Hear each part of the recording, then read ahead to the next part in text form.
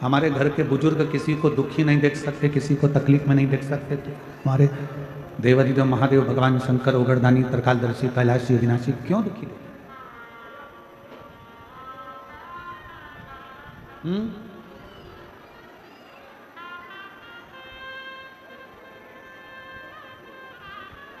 फिर मेरे नारायण, मेरे भगवान श्री हरि, मेरे भगवान शिव,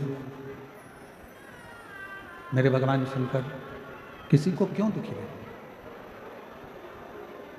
और मैंने तेरे ही भरोसे बाबा, तेरे ही भरोसे हवा विच उड़ती जावांगी बाबा, दूर हटो छड़ीना में कटी जावांगी। बोले मैं तेरी पतंग शंभो, मैं तेरी पतंग हवा बिच उड़ती जावांगी बाबा, डोर हटो छड़ीना में कटी जावांगी। शिव कथा कर रहे हैं, भगवान शंकर का चरित्र कह रहा है कि शिव किसी को दुखी नहीं देखना चाहते।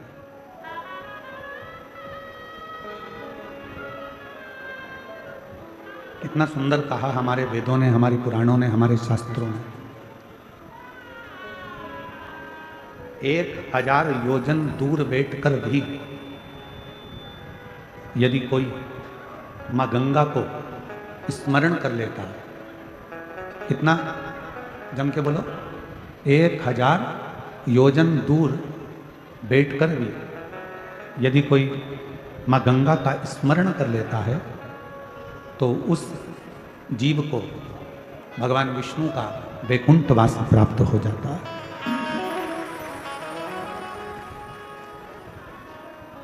एक 1000 योजन दूर बैठकर मात्र गंगा मां का स्मरण करने पर वैकुंठ का निवास हो जाता है। और शिव महापुराण की कथा कहती है कि संपूर्ण ब्रह्मांड में जल थल वायु आकाश में कहीं पर भी बैठकर मात्र शिव के नाम का स्मरण करने वाले को दूसरी बार पृथ्वी पर जन्म नहीं लेना पड़ता, दूसरी बार उसका जन्म नहीं होता, मृत्यु लोक में वो बार बार आता नहीं, पुनरपि जननम पुनरपि मरणम के प्रपंच से वो बाहर होता, फिर वो जन्म मृत्यु से परे। श्री शिवाय नमस्तुभ्यं, श्री शिवाय नमस्तुभ्यं, श्री शिवाय नमस्तुभ्यं, श्री शिवाय नमस्तुभ्यं, श्री शिवाय नमस्तुभ्यं, श्री शिवाय नमस्तुभ्यं, श्री शिवाय नमस्तुभ्यं, श्री शिवाय नमस्तुभ्यं, श्री शिवाय नमस्तुभ्यं, श्री शिवाय नमस्तुभ्यं, श्री शिवाय नमस्तुभ्यं, श्री शिवाय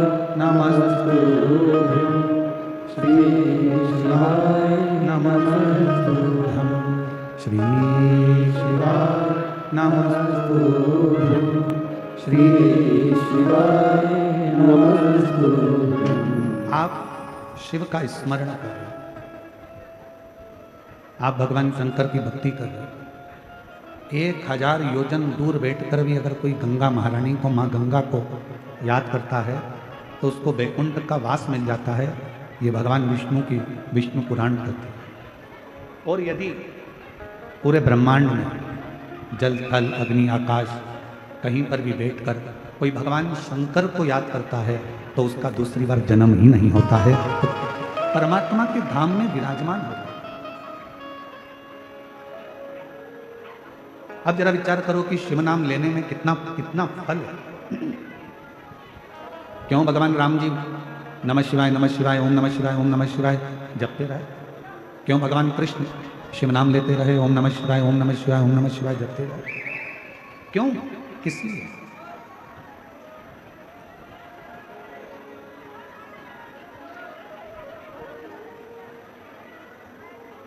किसको नहीं दिया उसने?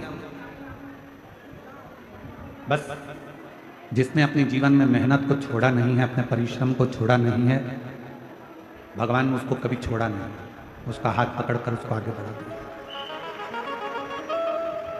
एक ही नाम के ढेर सारे लोग पृथ्वी पर रहते हैं।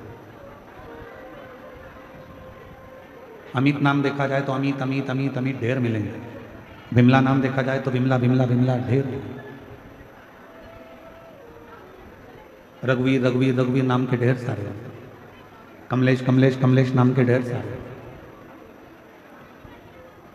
एक नाम के ढेर सारे लोग रहते हैं, बहुत सारे लोग रहते हैं एक ही नाम के।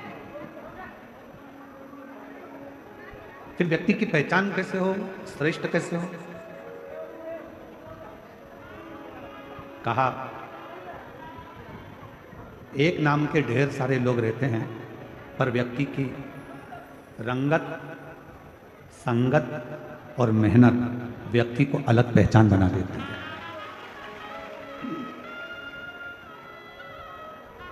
नाम भले एक जैसा हो, कमलेश नाम के ढेर सारे होंगे, प्रदीप नाम के ढेर सारे होंगे, विमल नाम के ढेर सारे होंगे, अमित नाम के ढेर सारे होंगे, विमला नाम के बहुत सारे होंगे, अनसुईया नाम के बहुत सारे होंगे, सावित्री नाम बहुत सारा होगा, मंजू नाम बहुत सारा होगा, कमलेश नाम बहुत सारा होगा।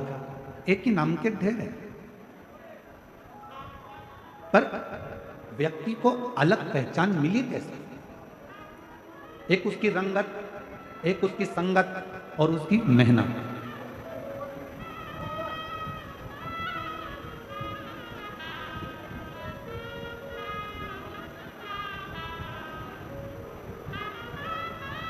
आधार कार्ड बनवाने में सबसे ज़्यादा जरूरी है आपके फिंगरप्रिंट और दूसरे नंबर पर जरूरी है आपके नेत्र। बोलो जरूरी है कि नहीं है?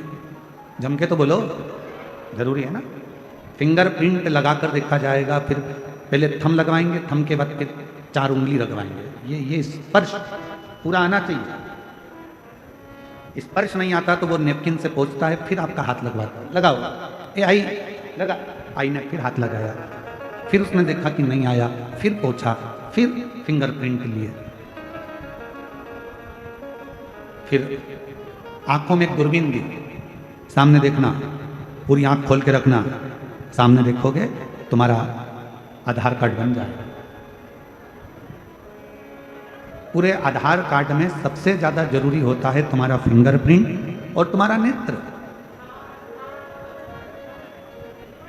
उसी तरह जैसे तुमको पहचानने के लिए तुम्हारा फिंगरप्रिंट और तुम्हारे नेत्र जरूरी है, उसी तरह परमात्मा के बनने के लिए भी तुम्हारी दृष्टि और तुम्हारे हाथ से करी गई सेवा बहुत जरूरी है।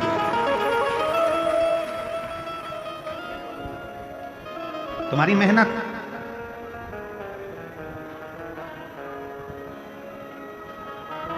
तुम्हारी संगत और तुम्हारी रंगत, ये बहुत जरूरी है। आप कितनी मेहनत कर रहे हो?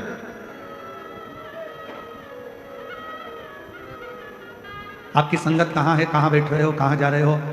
माँ जगतजननी पार्वती मैया को भगवान शंकर अपने साथ रोज लेकर जाते हैं, रोज, प्रतिदिन।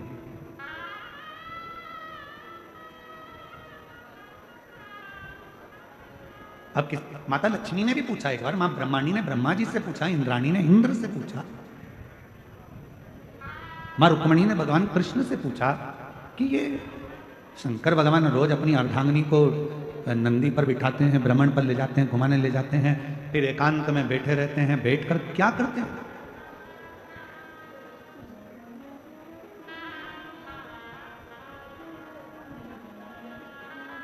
जब पति और पत्नी भ्रमण पर जाएं, घूमने के लिए जाएं और कहीं ऐसा मौका मिले कि तुम एकांत में बैठे हो, तो शिव महापुराण की कथा कहती है शंकर पार्वती जैसा एक ज्ञान प्रकट करने का प्रयास है।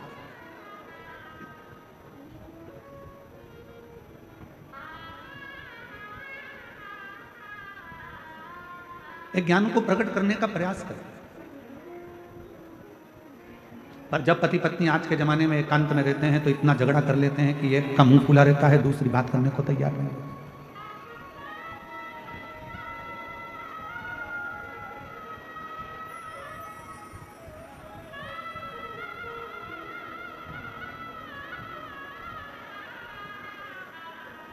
सत्संग, संकीर्तन, स्मरण जीवन का सुख है।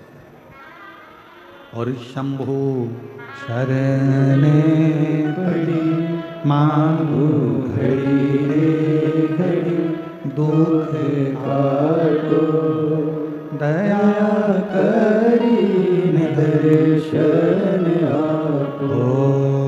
शंभु शरण पड़ी मांगो घड़ी रे घड़ी, दुख काटो दया करी दर्शन आपो। शिव पार्वती रोज भ्रमण करते हैं, एकांत में जाकर बैठ जाते हैं, थोड़ी सी हरि चर्चा उनके बीच में होती है, थोड़ा सत्संग उनके बीच में होता है, थोड़ा संकीर्तन उनके बीच में होता है, थोड़ा भजन उनके बीच में होता है।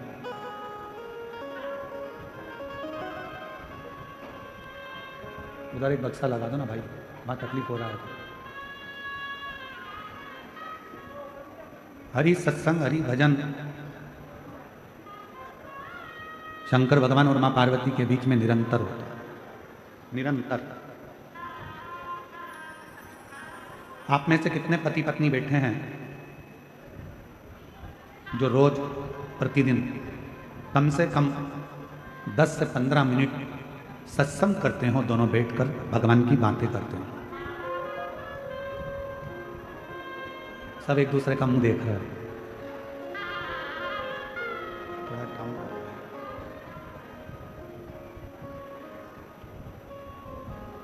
कितने बैठे हैं जो पति पत्नी आपस में सत्संग करते हैं? रोज कम से कम 15 मिनट, 10 मिनट, 20 मिनट आपस में बैठकर हरि चर्चा, प्रभु चर्चा, नारायण चर्चा, शिव चर्चा, राम चर्चा, कृष्ण चर्चा, भगवान की चर्चा, संतों की चर्चा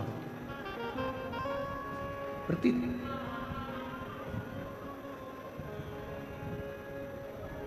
बहुत कठिन है। हफ्ते में 1-2 बार हो जाए तो हो जाए, हफ्ते में हो गई और वो भी बात ऐसी होती है कि बात करते करते ही झगड़ा चालू हो जाता है, क्योंकि दोनों एक मत के मिलते ही नहीं। एक शंकर जी की चेली तो एक दूसरे का चेला, और वो इससे दुखी है और ये उससे। वो इससे कहता है क्या रोज रोज कथा में चली जाती है, क्यों मंदिर चली जाती है, बैठ जाती है 1 घंटे तक जाके, घर में काम नहीं करना है ना इसलिए मंदिर में जाके बैठ जाती है। तो फिर वो तैयार होकर बोलती है नहीं, काम तुम्हारा पिताजी कर रहा, हम नहीं कर रहे तो कोई दूसरा कर रहा।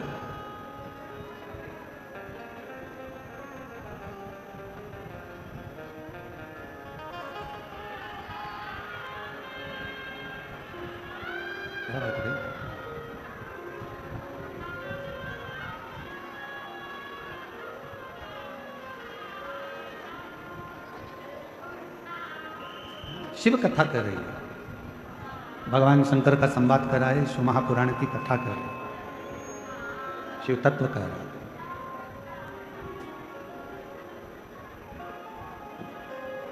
दुनिया में केवल एक जोड़ी ऐसी है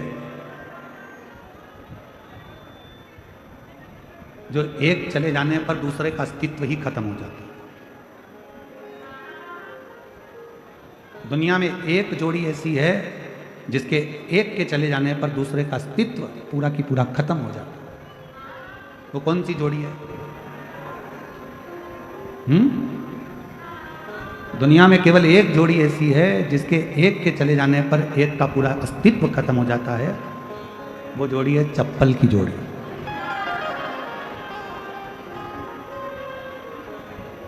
एक कड़ा अगर चले गया तो दूसरा काम दे जाएगा, एक रुपट्टा कहीं चले गया तो दूसरा रुपट्टा काम दे जाएगा।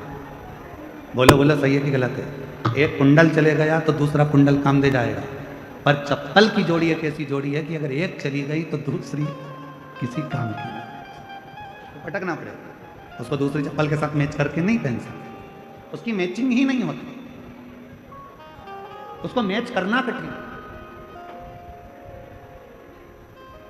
शिव पुराण यही कहती है, शिव महापुराण की कथा यही वर्णन करती है। जिसने अपनी जिंदगी में सुख दुख में साथ चला है ना, जो अपनी जिंदगी में सुख और दुख में हमेशा कदम से कदम मिलाकर चला है, तकलीफ़ों को झेलता हुआ चला है, खूब कदम बढ़ा बढ़ा कर चला है, इसने ना पानी देखा ना कीचड़ देखा, इसने ना सुख देखा ना दुख देखा, ये तो बस चलता रहा है मंजिल के लिए।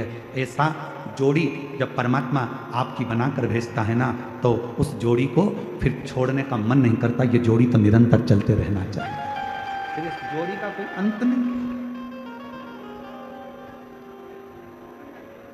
और मेरे शंभु, मेरे शंकर, मेरे भगवान ओघड़दानी, मेरे त्रिकालदर्शी, मेरे कैलाशी, मेरे अविनाशी, मेरे शिव, मेरे बाबा, मेरे भोलेनाथ, मेरे शंभु त्रिकालदर्शी और पार्वती की जोड़ी है ही ऐसी।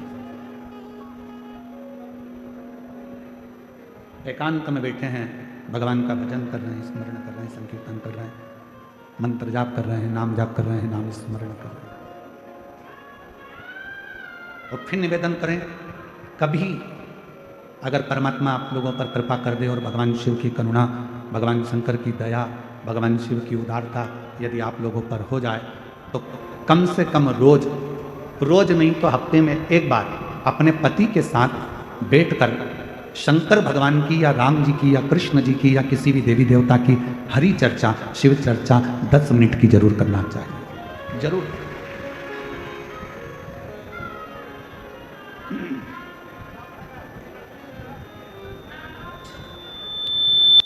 वो शिव चर्चा का करना जरूर।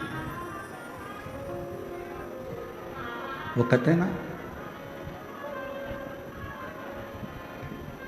भोलेनाथ सुना दो ऐसी कथा, जिसे सुनकर मैं भी अमर हो। मेरे बाबा सुना दो ऐसी कथा, जिसे सुनकर मैं भी अमर हूँ। जिस कथा को सुना था मीरा ने, जिस कथा को सुना था मीरा ने, जिस कथा को सुना था कर्मा ने, जिस कथा सुना था कर्मा ने, भोलेनाथ सुना दो ऐसी कथा, जिसे सुनकर मैं भी अमर हो। मेरे बाबा सुना दो ऐसी कथा, जिसे सुनकर मैं भी अमर हो। एक कथा मेरे जीवन में ऐसी सुना दो जिसको सुनकर मैं अमर हो। आपको मालूम है, पार्वती जी के पूर्व में 50 जन्म हो चुके थे। कभी सती बनी है, कभी कात्यायनी बनी है, कभी कुष्मांडा बनी है, कभी स्कंदा बनी है, कभी गौरा बनी है, कभी कौमार्य बनी है। ना जाने कितने कितने जन्म मेरी माता पार्वती के हो गए। और जब पार्वती मैया पार्वती का जन्म लेने से पहले सती के रूप में प्रकट हुई थी और सती के रूप में प्रकट होकर कुंभज ऋषि की यहाँ कथा सुनने के लिए गई थी, कथा सुनकर वापस आई थी। राम जी के प्रति उनका विश्वास जागृत नहीं हुआ था, प्राण दक्ष प्रजापति के यहाँ छूट गए थे। तो यज्ञ के कुंड में अपने शरीर को जब छोड़ा था तो कोयल की योनि उनको मिल गई थी और कोयल का जन्म सती को मिला। तो कोयल का जन्म पाकर सती माता ने शिव जी से वर मांगा था कि अगला मेरा जब जन्म हो, मैं जब ये कोयल की योनि से छूटूं, जब मैं कोयल की योनि से छूट जाऊं और अगला जब मेरा जन्म हो, तो मुझे कुछ नहीं चाहिए, केवल एक ही चीज चाहिए, आपकी कथा सुनती रहूं और कथा को श्रवण करूं। हनुमान जी ने क्या मांगा राम जी से? राम जी जाने वाले हैं, सरयू जी में समाने वाले हैं। हनुमान जी ने हाथ जोड़कर राम जी से कहा, जाते जाते मुझे कुछ दोगे नहीं? राम जी प्रसन्न होकर बोले, तूने आज तक मांगा ही नहीं। केवट ने मांगा, केवट को दिया, विभीषण ने मांगा, विभीषण को दिया, सुग्रीव ने मांगा, सुग्रीव को दिया, निषाद ने मांगा, निषाद को दिया, तूने कुछ मांगा ही नहीं। मांग तुझे क्या चाहिए, बोल तुम्हें क्या चाहिए? हनुमान जी ने कहा, बस इतनी कृपा कर दो, इस संसार सागर में मैं जब तक रहूं तब तक कथा सुनता रहूं और आपका भजन करता रहूं। कथा भजन कीर्तन करूं, मंत्र जाप करूं।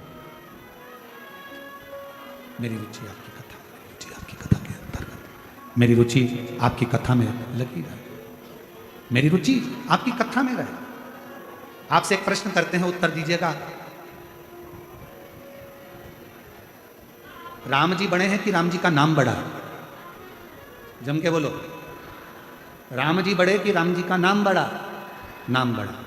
शिव बड़े कि शिव का नाम बड़ा? नाम बड़ा। मकान मिले ना मिले, तेरा पता मिलना चाहिए। मकान मिले ना मिले, तेरा पता मिलना चाहिए।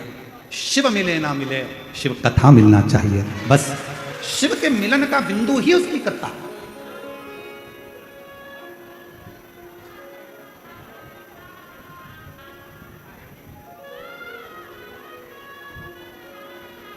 तुम मिले ना मिले मेरे बाबा, तुम मिलो ना मिलो कोई बात नहीं। राम जी तुम मिलो ना मिलो कोई बात नहीं, आपकी कथा मिल जाए। भगवान से बड़ी भगवान की कथा होती है। अगर भगवान नहीं मिल रहा है, शंकर नहीं मिल रहे हैं, राम नहीं मिल रहे हैं, कृष्ण नहीं मिल रहे हैं, मत मिलने दो। आप उनकी कथा को सुनना प्रारंभ कर दो। क्यों? क्योंकि राम जी ने भी शबरी अम्बा को कहा था, प्रथम भगति संतन कर संगा, और दूसरी रति मम कथा प्रसंगा। संतों का सानिध्य कर, कथा सुन, कथा सुनती रहेगी। और सुन सबरी, तूने मातंग बाबा के कहने पर कथा सुनना प्रारंभ करी, मातंग ऋषि से राम की चर्चा करना प्रारंभ करी, कथा सुनती रही, कथा का मनन चिंतन करती रही, तो एक दिन राम को तेरे दरवाजे पर आना पड़ा। उसी तरह जब हम कथा श्रवण करते रहते हैं, कथा को सुनते रहते हैं, कथा सुनते रहते हैं, तो एक दिन मेरा शंकर तुम्हारे दरवाजे पर तुम्हारा दुख हरने के लिए आ ही जाता है, तकलीफ हरने के लिए आ ही जाता है।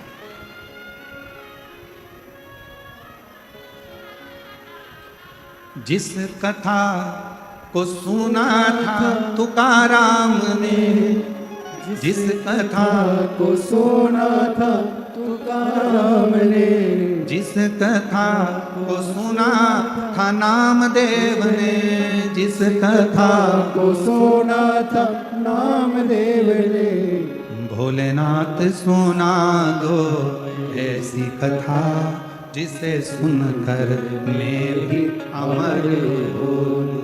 मेरे बाबा सुना दो ऐसी कथा जिसे सुनकर मैं भी अमर हो, जिसे सुनकर मैं भी अमर हो, जिसे सुनकर मैं भी अमर हो। डमरू वाले सुना दो ऐसी कथा जिसे सुनकर मैं भी अमर हो। पार्वती जी का जन्म हुआ ही इसलिए है कि उनको कथा सुनना है, कथा श्रवण करना।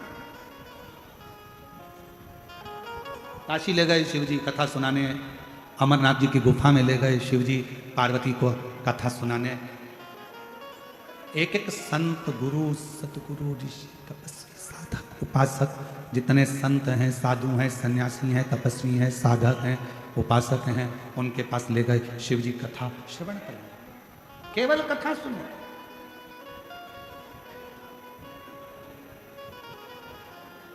और फिर सुनो मेरी जीजियों, हरिओ मेरी बीड़ वाली जीजी, और जितने मेरे बीड़ के जीजा बैठे हैं वो भी सुन लो, जीजियाँ सुन लो, मेरे बेटा बेटी, माता बहन भाई सब सुनो ध्यान लगाकर। भगवान का मिलना सरल है, पर शिव महापुराण का मिलना बहुत कठिन है, बहुत।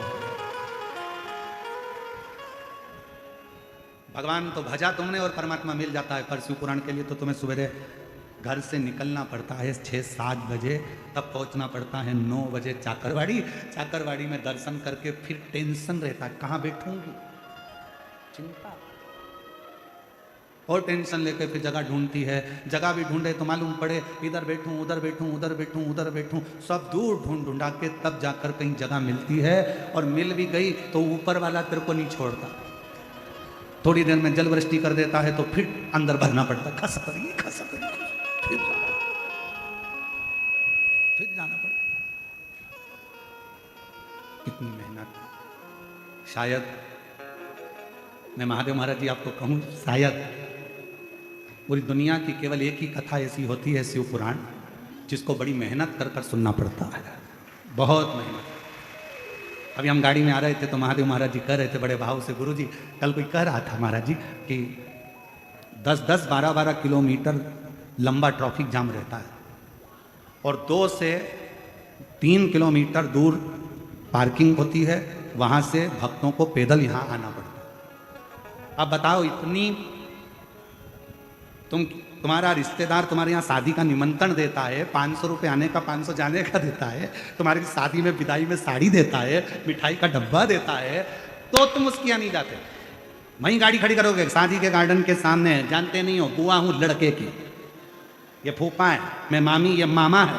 गाड़ी बिल्कुल गार्डन के अंदर चाहिए, गार्डन के अंदर।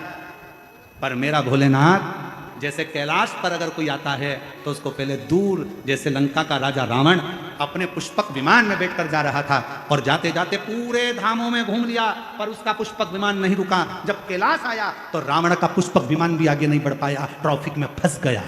ट्रैफिक में पुष्पक विमान फंस गया था। रावण ने पूरी दम लगा दी, पूरी मेहनत लगा दी और कैलाश पर से विमान को उड़ाने लगा, नहीं उड़ा। आखिर में विमान क्षतिग्रस्त होकर पुष्पक विमान जमीन पर गिर गया। जब रावण का विमान जमीन पर गिरा, रावण क्रोध में लाल हो गया। ये कैसे गिर सकता है, मेरा विमान है, कैसे आ गया? सामने नंदी बैठा था, मुस्कुरा दिया नंदी। नंदी ने कहा, लंकाधिपति ये शिव का धाम है, यहां थोड़ा पैदल चलना पड़ता है, तब जाकर सोने की लंका मिल जाती है। ये शिव का धाम है, जहां पैदल चलना पड़ेगा तो सोने की लंका मिल जाएगी। आज भी इतिहास शास्त्र हमारा साक्षी है कि कैलाश पर्वत पर कोई विमान उड़कर नहीं जाता है, आज भी कैलाश पर्वत को लांगा नहीं जाता है। और आज भी शास्त्र हमारे सम्मुख में वर्णन करता है कि भगवान शंकर के धाम, अगर तुमको लगता है कि मंदिर इतनी दूर है, उससे कम से कम 50 कदम दूर पर गाड़ी को रोक दो और पैदल पैदल शिव का नाम लेकर उसके दरवाजे तक जाना, खाली लौट कर नहीं आओगे, भरी झोली लेकर आओगे। लंकापति रावण को गुस्सा आ गया। आखिरी में उसने सोच लिया कि इस कैलाश पर्वत को उठाकर फेंक दूंगा। उठाया कैलाश पर्वत को और दम लगाने लगा उस कैलाश पर्वत को कि मेरा पुष्पक विमान नीचे उतर गया, मेरा पुष्पक विमान क्षतिग्रस्त हो गया। उठाने लगा, हाथ फंस गए उस कैलाश पर्वत के नीचे। चीख पड़ा, चिंगाड़ पड़ा, चिल्लाने लगा।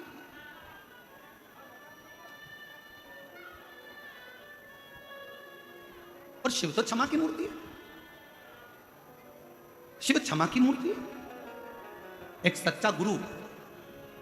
कल रात्रि को हमारा सत्संग चल रहा था हमारे कक्ष में, तो बच्चे लोग बैठते हैं, तो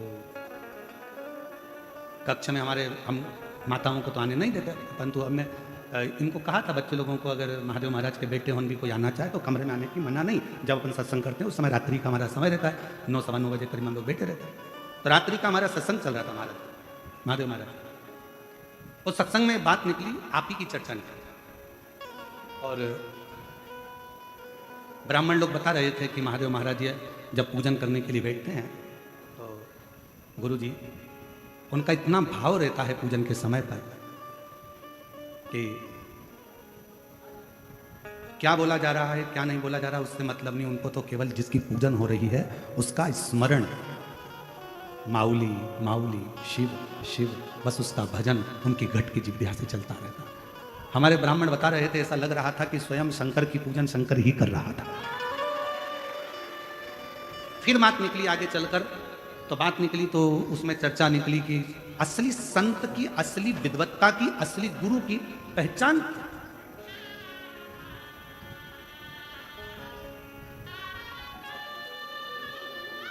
हमारे बीच में जिन्होंने अयोध्या के राम मंदिर की प्राण प्रतिष्ठा का मुहूर्त निकाला, जिन्होंने अवध की पवित्र भूमि पर राम मंदिर का मुहूर्त निकाला, ऐसे काशी के विद्वत परम पूज्य 1008 श्री गणेश्वर द्रविड़ शास्त्री जी पधारे हैं। एक बार जोरदार ताली बजाकर स्वागत करिए, जिनकी विद्वत्ता आज संपूर्ण विश्व देखता है, सुनता है।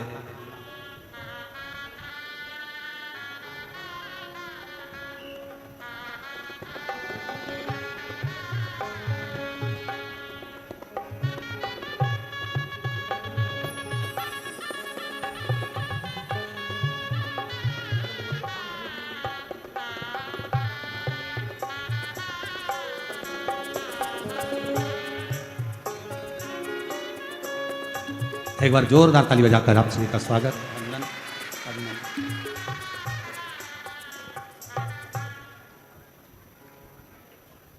सदा आपके रूप में आज शिव महापुराण में आपका आगमन ऐसा लगता है स्वयं मेरे काशी के विश्वनाथ आकर विराजमान हुए हैं। जो आप काशी की पवित्र धरा से ऐसे पवित्र व्यासपीठ और पवित्र चाकरवाड़ी क्षेत्र श्री क्षेत्र में आप पधारे।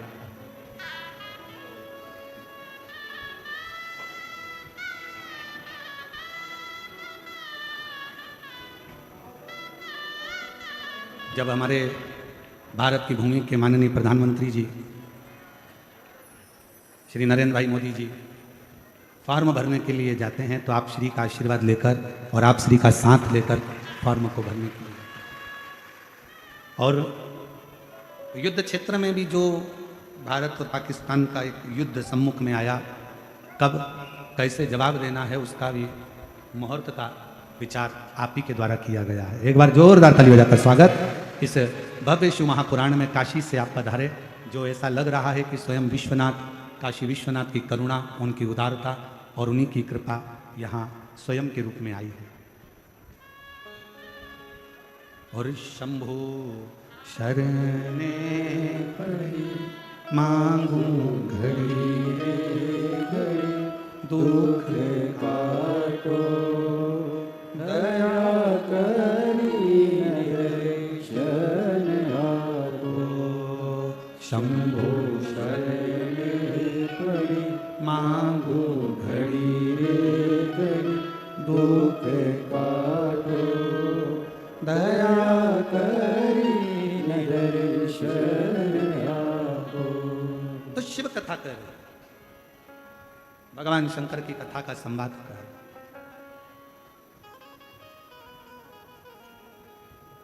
विमान बढ़ता नहीं, रावण को क्रोध आ गया, चिंगाड़ पड़ा, रावण चिल्ला पड़ा, मेरा विमान और यहां से जा नहीं सकता। उसको क्या मालूम कि यहां त्रिकालदर्शी कैलाशी अविनाशी भगवान शिव का निवास है। और कल कथा में एक बात कही थी आप लोगों को कि शिव के मंदिर भी नहीं जा सकते तो भगवान शंकर के मात्र शिखर का दर्शन कर कर भी आप अपनी जिंदगी का कल्याण कर सकते हैं, अपने जीवन का कल्याण कर सकते हैं। मात्र शिखर का दर्शन। और अभी आपको कथा में वर्णन किया कि 1000 योजन दूर बैठकर भी अगर कोई गंगा माता का नाम ले लेता है तो उसको भगवान नारायण का धाम वैकुंठ प्राप्त हो जाता है। और पूरे भूमंडल में बैठकर कहीं पर भी अगर शिव का नाम, विश्वनाथ का नाम, मेरे भगवान शंकर की काशी विश्वनाथ का, मेरे शिव का नाम अगर ले लिया जाता है तो उसका अगला जन्म मृत्यु लोक में होता ही नहीं, होता ही।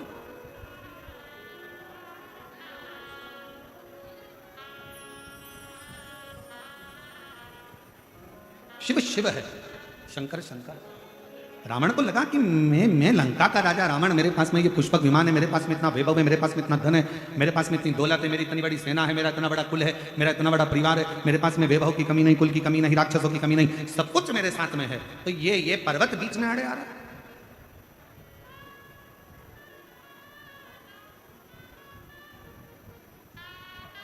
और ये पर्वत अगर बीच में अड़े आ रहा है तो इसकी श्रेष्ठता क्या?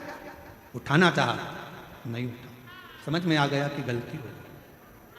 शिव महापुराण की कथा में कल हम वर्णन कर रहे थे सत्संग का, तो उसमें बात निकली कि जितनी सरलता, जितनी सहजता, जितनी विनम्रता आपके अंतर्गत होगी उतना परमात्मा आपके करीब में आता चले जाए, शिव तत्व आपके भीतर समाता चले।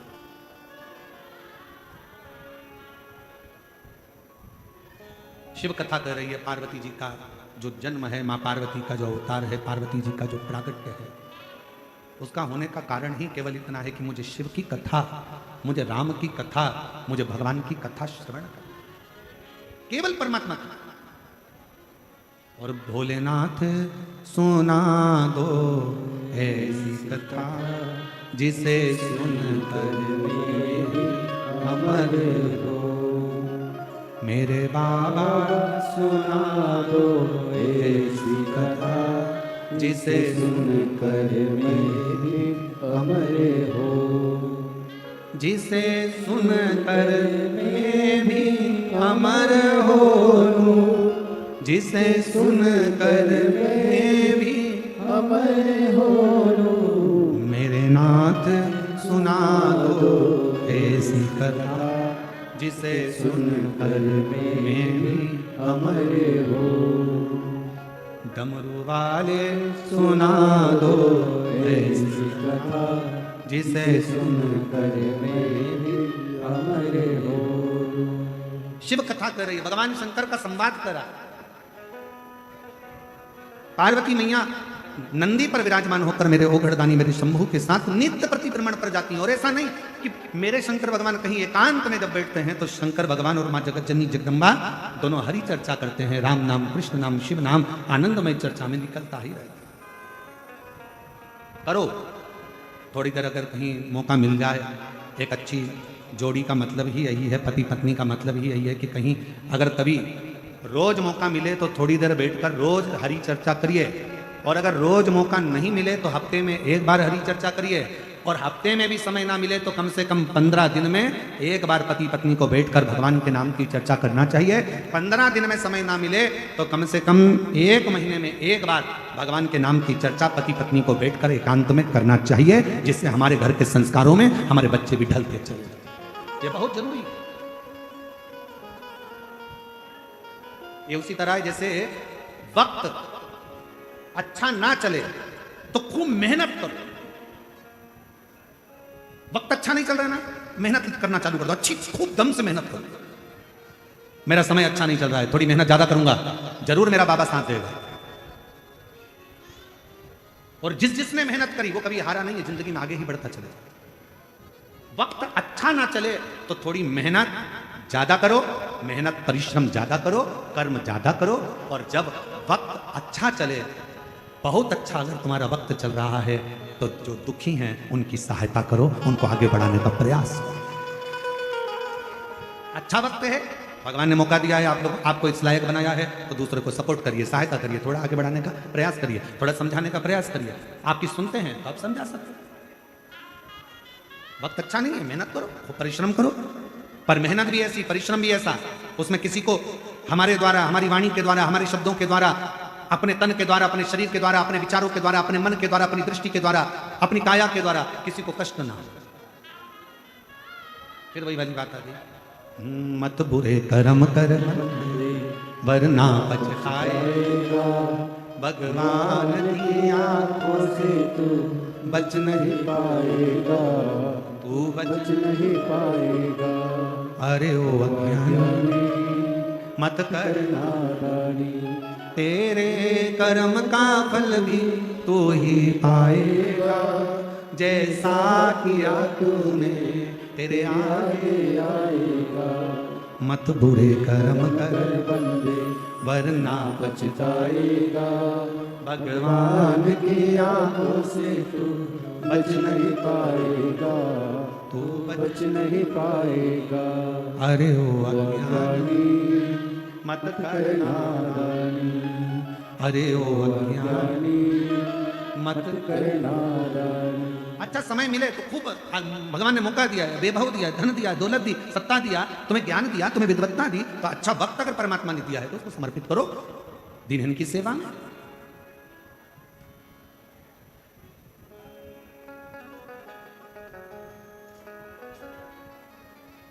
लगा दो भजन में थोड़ा।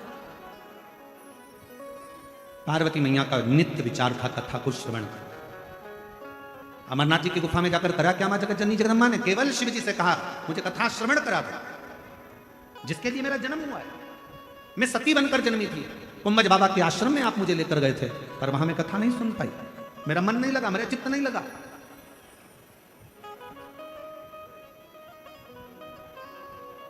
मेरा मन, मेरा चित्त कथा में नहीं लगता है। इसलिए मैं आते आते भी राम जी की परीक्षा ले ली, जान नहीं पाई कि ये सम्मुख में खड़े हुए परमात्मा भगवान श्री राम है। मैं तो सोची कि आप किसके लिए आंसू बहा रहे हो, ये मनुष्य के लिए, मानव के लिए? महाराज हम पहचान नहीं पाते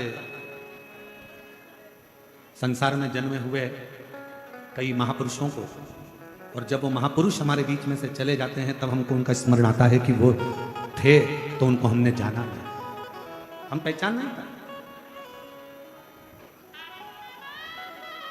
कुछ मौका लगा है प्राप्त।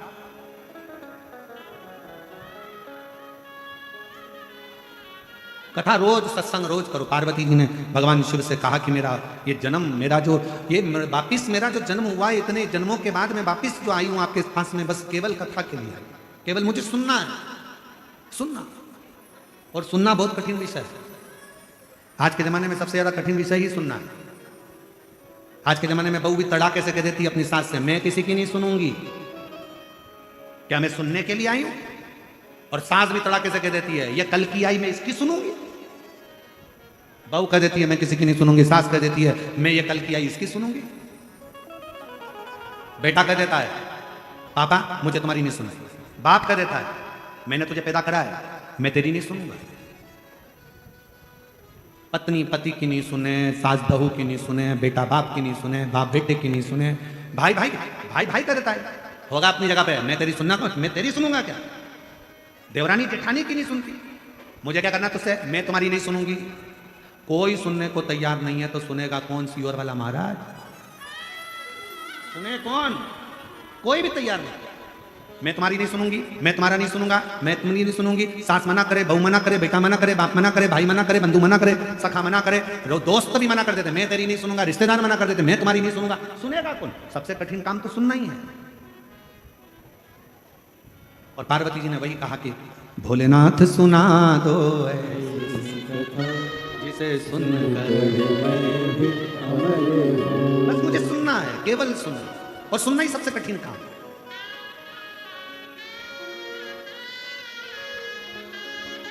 भगवान राम जी ने भी कहा ना सबरी को कि बस सुन ले, प्रथम भक्ति संतन कर संगा, दूसरी रति मम कथा प्रसंगा। सुनो, जितना सुनोगे उतना भगवान तुम्हारे नजदीक में आ जाएगा। राम जी को आने का कारण यही था कि शबरी ने मातंग बाबा की सुनी वो, अपने गुरुजन की सुनी वो, सुनती रही, कथा सुनती रही, सुनती रही, सुनती रही, और भगवान आ गए।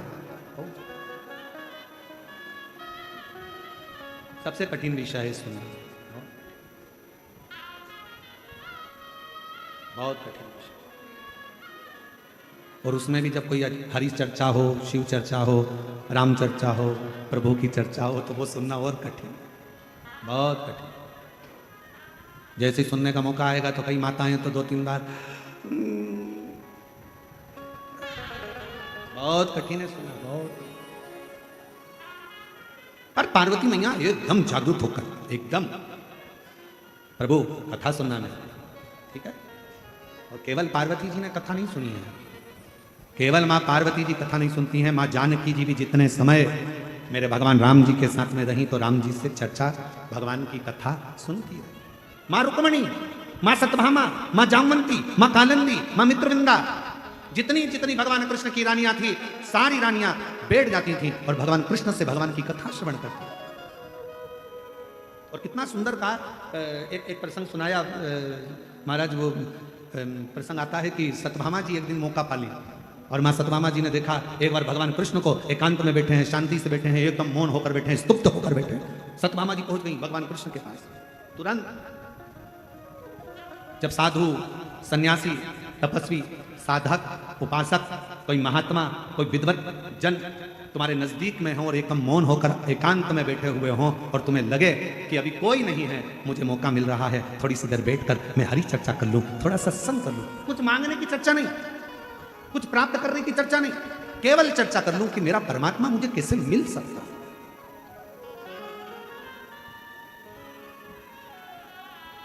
मुझे मेरा भगवान कैसे मिल सकता है, बस वो मुझे मिल जाए, वो मुझे प्राप्त हो जाए। सत्यभामा जी ने विचार करा कि आज भगवान कृष्ण एकदम मौन होकर बैठे हैं, शांति से बैठे हैं, चुप बैठे हैं, प्रयास करती हूँ कि मैं थोड़ी देर जाकर उनसे चर्चा करती हूँ कि मैं कुछ सत्संग कर लेती हूँ। और सत्यभामा जी ने देखा ना रुक्मणी जी थी, ना मित्रवृंदा थी, ना लक्ष्मणा थी, कोई नहीं, ना जामन कोई।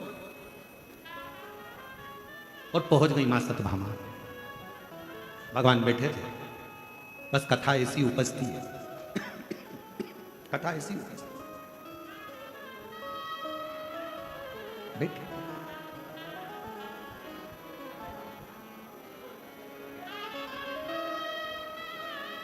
भगवान ने सत्यभामा जी को देखा, भगवान कृष्ण मुस्कुराने लगे। ईश्वर और औषधि ये दोनों एक समान है। कौन कौन? जम के बोलो। ईश्वर और औषधि, ये दोनों एक समान है। औषधि का काम है तन के रोग मिटाना और ईश्वर का काम है मन के रोगों को समाप्त कर देना। अंदर विकार आ गया, काम आ गया, आसक्ति आ गई, लोभ आ गया, तृष्णा आ गई, वासना आ गई, कोई गलत विचार आ गया, गलत चित्त में धरा गया, कोई मन में कोई गलत भाव आ गया। ईश्वर और औषधि दोनों एक समान है। औषधि का काम है तन में अगर कोई रोग आ गया तो वो औषधि मिटाएगी।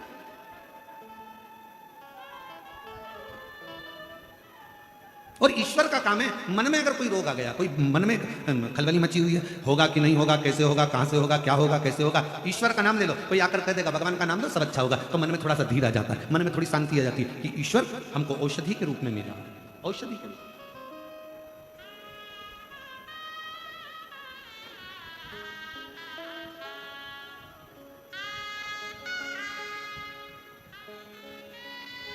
बस उस शिव नाम में भगवान कृष्ण के पास पहुंच गई सत्यभामा जी, बैठ गई। और बैठकर मां सत्यभामा जी ने भगवान को देखा और भगवान बड़े मुस्कुरा रहे थे सत्यभामा को देखकर, उनके चेहरे पर प्रसन्नता थी। सत्यभामा समझ गई, भगवान को लग गया कि मैं आ गई।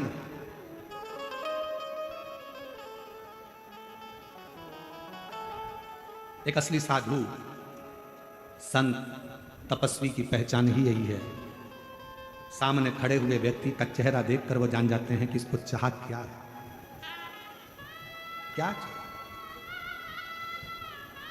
इसके अंदर कितनी परमात्मा से मिलने की एक जिज्ञासा, एक ललकता इसके भीतर उत्पन्न हो कितनी।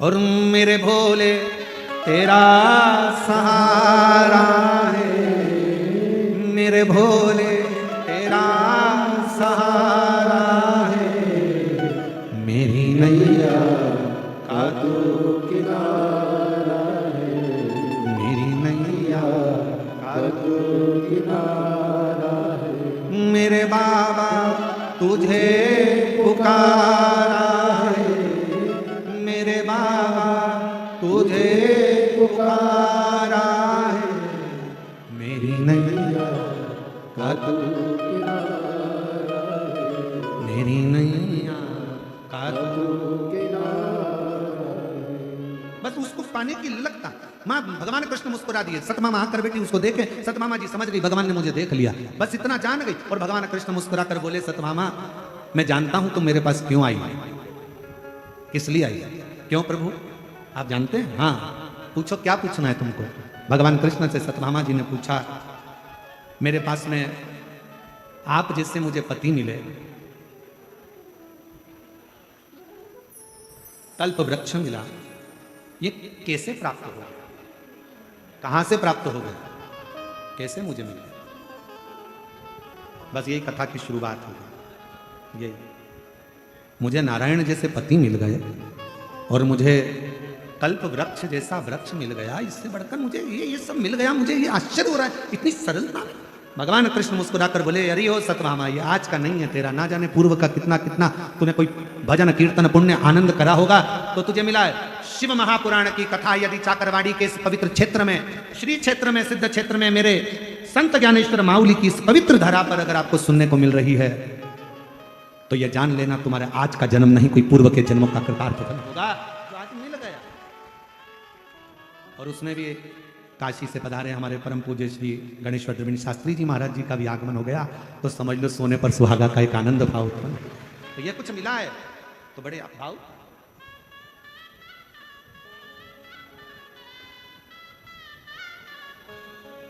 शिव कृपा, इसलिए वो कहते हैं ना, हे बोड़ा शंकरा, हे बोड़ा शंकरा, आवड़ तुला बेलाची, आवड़ तुला बेलाची, बेलाचा पाडाची, हे बोड़ा शंकरा, शंकरा, हे बोड़ा शंकरा,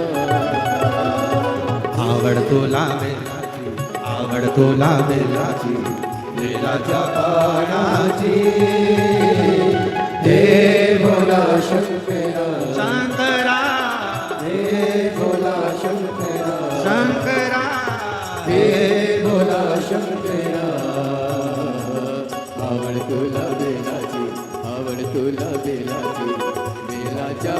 प्राणाची बड़े भाव से। हे भोला